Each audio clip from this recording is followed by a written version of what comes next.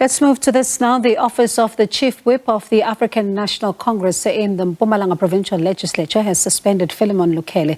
Lukhele is one of the accused in the Hilary Gadi murder case. Lukhele, Sipho Mkhatshwa and Albert Gama are facing 6 charges, including kidnapping, rape, murder, defeating the ends of justice and conspiracy to commit murder. They allegedly killed Hilary Gadi, the daughter of former Economic Freedom Fighter Secretary General Godrich Gadi. Fidel Mlombo is the ANC's Chief Whip in Mpumalanga and joins us now. Thank you so much for your time, Baba. Is he being paid while still on suspension? Give us more details around this. Thank you very much. He's not being paid while on suspension. The suspension is without pay, pending a disciplinary hearing that will be held in case he gets bail. But if he does not get bail, then it would mean that the suspension without pay would continue, because we regard this action, his arrest, as a very serious offense, and it has put the name of the organization, in particular the Office of the Chief Whip, in disrepute.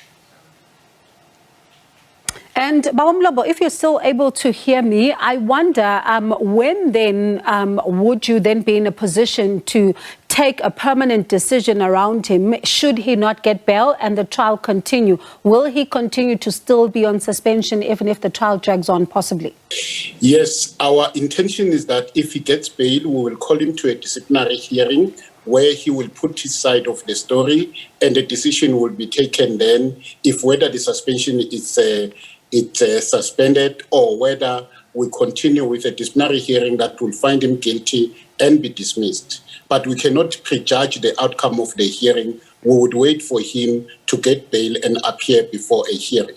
What do you say to the criticism by some that the suspension should have come sooner, the minute he was arrested, and not after he has appeared in court?